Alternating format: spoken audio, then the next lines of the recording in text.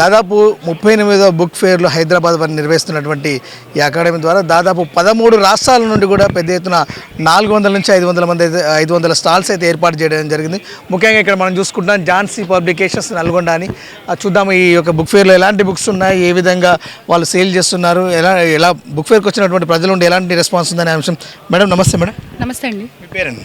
నా పేరు Sridivya, Jhansi publications publisher అండి నేను. ఇక్కడి నుంచి sir Jhansi publications is from Nalgonda. చెప్పండి మేడం, ముఖ్యంగా ఎలాంటి బుక్స్ మీ దగ్గర ఉన్నాయి, వాళ్ళు ఎలా రిఫర్ చేస్తున్నారు, మీరు ఏ విధంగా ప్రజల నుండి ఎలాంటి రెస్పాన్స్ వస్తుంది? మేము 3 సంవత్సరాల క్రితం ఒక్క పుస్తకంతో మొదలైందండి మా ప్రయాణం.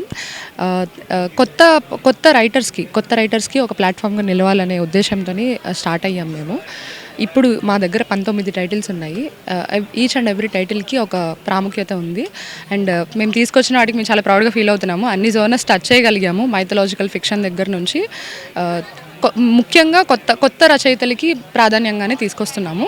అండ్ మా జనరల్గా రీడర్స్ ఉంటారు కదా, మనకి షాప్స్కి వెళ్ళి పిక్ చేసుకుని కొనుక్కునే వాళ్ళని వాళ్ళు డిసప్పాయింట్ అవ్వకుండా ఉండేలాగా రచనలు చేస్తున్నాము. కొత్త రచయితలు అయినా సరే మేము వాళ్ళకి సపోర్ట్ చేసి వెనకుండి ఎడిటింగ్ అవన్నీ చేసుకొని తీసుకొస్తున్నాం పుస్తకాలు. మీ ఒక్క పుస్తకంతో ప్రారంభమైన ఈ ప్రస్థానం ఇప్పుడు ఎన్ని పుస్తకాలు అయితే మీకు అవైలబిలిటీ ఉన్నాయి? మాకైతే ఇప్పుడు ప్రస్తుతానికి 19 టైటిల్స్ ఉన్నాయండి. అన్ని హిట్లే. మేము రిగ్రెట్ అయిన బుక్ ఒక్కటి కూడా లేదు మా దగ్గర. సినిమా పుస్తకం దగ్గర నుంచి ఇది బొమ్మ బొరుసు అనే నవల రీసెంట్ది మాది. ఇది రీసెంట్ హిట్ అనమాట. ఇది కృష్ణ సాహితీ అనే రచయిత్రి రాశారు. ఆవిడ సైకాలజిస్ట్. తన ఫస్ట్ బుక్ ఇది, లవ్ స్టోరీ థ్రిల్లర్. అలానే వివేక్ లంకమల గారు వలపటెద్దు లంకమల దారుల్లో రాసిన రచయిత. ఇది మంచి ఎమోషనల్ రీడ్ అనమాట. చాలా మంచి పుస్తకం, నా favourite, one of my favourite. అలాగే సీనియర్ రైటర్ పాలగిరి విశ్వప్రసాద్ గారు రాయలసీమ నుంచి. ఆయన 1989 నుంచి 2024 వరకు రాసిన 23 కథలతో వచ్చిన కథా సంపుటి ఇది. చాలా మంచి కథలు ఉన్నాయి ఇందులో. అలానే ఇది స్పెషల్ బుక్ ఏంటంటే హిడింబి. భీముడి భార్య హిడింబి మనకి ఒక రాక్షసి కన్యగా, తనకి పుట్టిన కొడుకు ఘటోత్కచుడు ఒక రాక్షసుడిగా మనకి పరిచయం చేశారు మహాభారతం. చాలామంది వరకు మనకు అలాగే తెలుసు సినిమాల్లో కూడా. కానీ ఇది హిడింబి కోణం నుంచి తన పర్స్పెక్టివ్ నుంచి ఉంటుంది కదా, తన మనుషుల కథ. హిడింబి ఎవరు, తన మనుషులు ఎవరు, వాళ్ళ బాధ ఏంటి, ఒక బ్యారియర్ స్టోరీ అనమాట. లవ్ స్టోరీ, డ్రామా అన్నీ ఉంటాయి ఇందులో. మంచి ఇంట్రెస్టింగ్ రీడ్. 200 పేజీల పుస్తకం. త్రూ అవుట్ చాలా ఇంట్రెస్టింగ్గా ఉంటుంది. ముఖ్యంగా ఒక పుస్తకం మనం కొంటున్నామంటే అందులో ఉన్నటువంటి కథ కానీ చాలా వరకు 100 మంది వారి యొక్క పర్సనల్ లైఫ్ గురించి కూడా తెలుస్తుంటుంది. ఈ నేపథ్యంలో కూడా మీ దగ్గర హ్యూమన్ రిలేటింగ్కి సంబంధించినటువంటి పుస్తకాలు కానీ, వాళ్ళు ఒక మోటివ్ కానీ, ఒక లక్ష్యాన్ని చేరుకున్నటువంటి చాలా వరకు ఎలాంటి మాడిఫై కానీ లేకపోతే కొత్త రకాలైనటువంటి పుస్తకాలు ఉన్నాయి? ఖచ్చితంగా అండి. ఇకిగై అని రీసెంట్గా మేము ఇకిగై అనే తెలుగు ఒరిజినల్ బుక్ తీసుకొచ్చాం. రేఖా పర్వతాల అని ఒక జర్నలిస్ట్ చేసిన ఒక జర్నలిస్ట్ రాశారు ఆ బుక్. మన జాపనీస్ ఫిలాసఫీని మన ఇండియన్ లైఫ్ స్టైల్కి అడాప్ట్ చేసుకుని ఎలా ఉండొచ్చు అనే దాని మీద ఉంటుంది ఆ బుక్. మీకు ఈ పాలగిరి గారి పుస్తకంలో కూడా, అంటే ఇవి అవ్వడానికి ఫిక్షన్ పుస్తకాలు అయినా కూడా రియల్ లైఫ్ క్యారెక్టర్స్ నుంచి తీసుకొని కొంత ఫిక్షన్ జోడించి తీసుకొచ్చిన రచనలు అవ్వడం వల్ల ఇందులో మీరు కలిసే పాత్రలు బయట ఎక్కడో ఒక చోట కనిపిస్తున్నట్టే అనిపిస్తుంది అన్నమాట మీకు. అలానే మొక్క వినోద్ కుమార్ అని సొంత ఊరు కథలు ఇక్కడ ఉంది. ఇది నెల్లూరు కావలి దగ్గర క్రాకుటూరు అనే ఊరు ఆ అబ్బాయిది, ఈ రచయితది. సో ఇందులో 10 కథలు రాశారు. తను కూడా అంతే. తన లైఫ్ స్టైల్, తన లైఫ్లో, తన ఊర్లో తనను కలిసిన మనుషుల్ని సంఘటనల్ని తీసుకొని కొంచెం ఫిక్షన్ యాడ్ చేసి రాశారనమాట.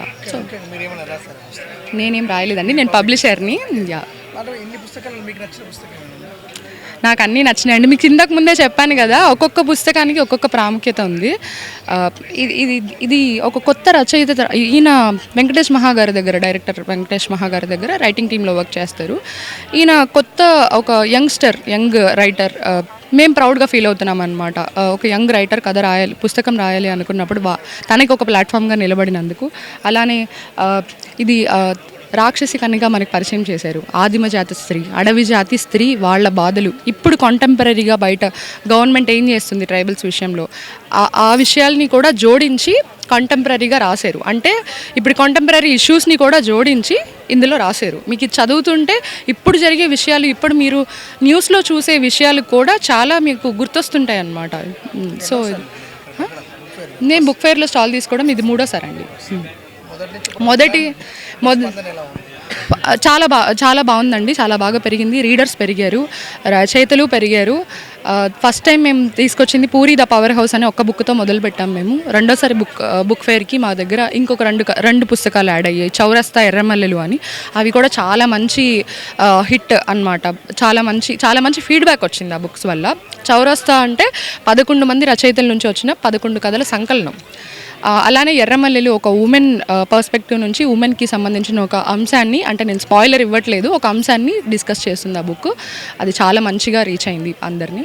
ముఖ్యంగా ఇన్ని 19 నవలలకు సంబంధించి కూడా ఈ రచయితలు ఇక్కడికి వచ్చి కలిసారా, చూసుకున్నారా?